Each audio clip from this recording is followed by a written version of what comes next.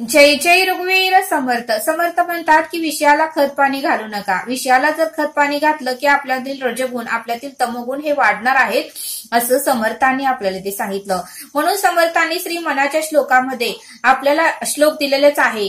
श्लोक क्रमांक 2 आहे. मना सज्जना भक्ती पंथेची जावी तरी श्री हरी पावी जेतो स्वभावी. जनी निंद्यते सर्व सोडून द्यावे जनी वंद्यते सर्व भावे करावे. बघा समर्थांनी ह्या मनाला आपल्याला सज्जन म्हटलेलं आहे.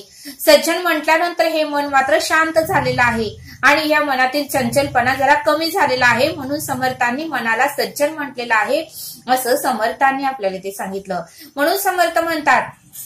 म्हणून समर्थ म्हणतात की आपल्यातही अवगुणाने आपण भरलेलो होतो, पण आपल्यातला एखादा गुण उत्तमाचा दिसला समर्थांना आणि म्हणूनच आपल्याला समर्थांनी श्रवणात घेतलेला आहे असं समर्थ आपल्याला ते सांगतात.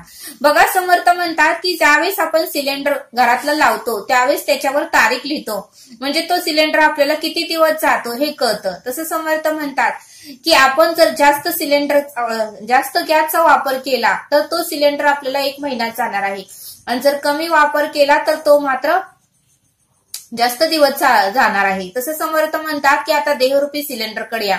आपल्याला ही आठवडा झाला की समर्थ आपल्याला हे सिलेंडर देहरूपी सिलेंडरची टाकी पुण्याईने भरून देतात आणि श्रवण सांगतात. त्यावेळेस बघा म्हणले समर्थ, पण आपण या देहरूपी टाकीची पुण्याई कशी खर्चायची आणि कशी साठवून ठेवायची हे आपल्या हातात आहे. आपण मात्र आठवड्याचं श्रवण ऐकतो आणि आपली देहरूपी सिलेंडरची टाकी फुल भरून ठेवतो पुण्याईने, पण मग मात्र 8 दिवसात आपण तोंडाने कुणाची निंदा करून पुण्याई वाया घालवतो, कानाने कुणाचं तरी वाईट ऐकतो, डोळ्याने काहीतरी बघतो, पायाने अवगुणाची वाट चालतो, हाताने कुकर्म करतो, म्हणजे असं काही ना काहीतरी घडतं आणि त्याच्यामुळे आपली देहरूपी सिलेंडरची पुण्याई मात्र हळूहळू कमी होते. म्हणून समर्थ म्हणतात की जर पुण्याई साठवून ठेवायची असेल आणि आपला देहरूपी सिलेंडर लय दिवस जावं असं वाटत असेल तर आपल्याला फक्त जपूनच शब्द वापरता आलं पाहिजे, जपूनच इतरांशी बोलता आलं पाहिजे, उत्तमाचं ऐकता आलं पाहिजे, सत्कर्म करता आलं पाहिजे असं समर्थांनी आपल्याला ते सांगितलं.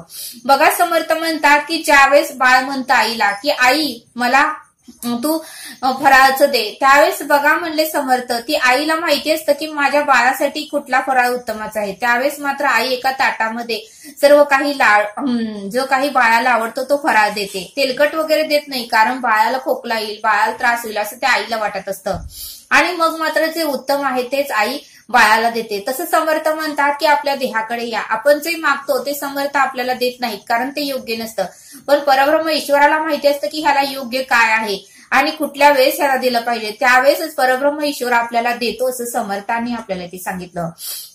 बघा समर्थ म्हणतात की आपला नाशवंत जे काही प्रॉपर्टी संपत्ती असते त्याच्यामध्ये सगळ्यांचा वाटा असतो, पण ज्यावेळेस आपण 2.5 तास श्रवणाला बसतो त्यावेळेस मात्र तो पुण्याचा वाटेकरी आपण एकटेच असतो, बाकी कोणीही नसतं. म्हणून समर्थ म्हणतात की आठवड्याचं श्रवण चुकवू नका असं समर्थांनी आपल्याला ते सांगितलं. समर्थ म्हणतात की कायम देण्याची भावना पाहिजे, कायम परमेश्वराला ईश्वराला कायम चांगलं देण्याची भावना पाहिजे. मग ते चांगले सत्कर्म दिले पाहिजे, चांगलं इतरांशी बोललं पाहिजे, उपासना केली पाहिजे, आई वडिलांची सेवा केली पाहिजे, आई वडिलांचं सकाळी आणि संध्याकाळी दर्शन घेतलं पाहिजे, शुभम करोती म्हणलं पाहिजे असं समर्थांनी आपल्याला ते सांगितलं. कायम आपल्याला देण्याची भावना पाहिजे असं समर्थ आपल्याला ते सांगतात. समर्थ म्हणतात की आपण श्रवणात बसतो, बैठकीत बसतो, तरीही अजून आपल्याकडून का इतरांचा द्वेष होतो, का मत्सर होतो, का डोळ्याने आपल्याला चांगलं बघावं असं वाटत नाही, का चांगलं गाण्याने ऐकावं असं वाटत नाही असं समर्थांनी आपल्याला ते सांगितलं. बघा म्हणले समर्थ, श्रवणात बसलं म्हणजे आपल्यामध्ये स्वतःमध्ये बदल झाला पाहिजे. इस्टेट प्रॉपर्टी संपत्ती मिळावं म्हणून श्रवण करू नका, आपल्यामध्ये बदल व्हावा म्हणून श्रवणाला बसा असं समर्थ आपल्याला ते सांगतात. बघा समर्थ म्हणतात की ज्यावेळेस आपण दुकानाच्या समोर वाचतो की झेरॉक्स, त्यावेळेस बघा म्हणले समर्थ झेरॉक्स म्हणल्यावर झेडनी स्पेलिंग सुरुवात व्हायला पाहिजे, पण एक्सनी झेरॉक्सच्या अक्षराची सुरुवात होते, एक्सनी झेरॉक्सच्या स्पेलिंगची सुरुवात होते. बघा म्हणले समर्थ, पण झेड हा त्या स्पेलिंग मध्ये नसतो, पण ज्यावेळेस आपण मराठीत वाचतो त्यावेळेस झेरॉक्स होतं आणि ज्यावेळेस इंग्लिशमध्ये वाचतो त्यावेळेस एक्स पहिल्या अक्षरात असतं असं समर्थ सांगतात. का झेड कुठे गेलेला असतो तर झेड हा सायलेंट झालेला असतो. तसं समर्थ म्हणतात की त्याकडे जाऊ नका. आता आपल्या ध्येयाकडे या. आपण ही ज्यावेळेस आठवड्याचं श्रवण करतो, 2 टाइम उपासना करतो, त्यावेळेस आपली पुण्याई, आपलं सत्कर्म हे सायलेंट असतं, हे समर्थांकडे असतं, ते आपल्याला दिसत नसतं असं समर्थांनी आपल्याला इथे सांगितलं. बघा समर्थ म्हणतात की ज्यावेळेस बघा म्हणले वाल्या कोळी राम सुद्धा म्हणता येत नव्हतं, मरा म्हणून वाल्या कोळी सुद्धा पावन झाला, आजामेळ सुद्धा पावन झाला, भक्त प्रल्हाद सुद्धा शेवटच्या श्वासापर्यंत त्याने नामस्मरण केलं. ओम नमो भगवते वासुदेवाय, तोही पावन झाला, अनुसयाही पावन झाली असं समर्थांनी आपल्याला ते सांगितलं.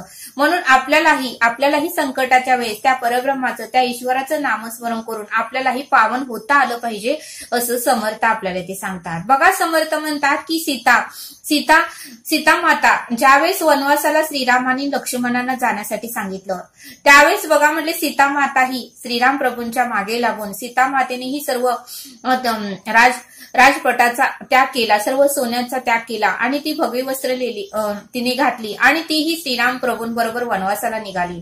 पण बघा म्हणले समर्थ, एक विस्मरण माणसाला कुठं नेतं. त्यावेळेस मात्र सीता मातेचं विस्मरण झालं.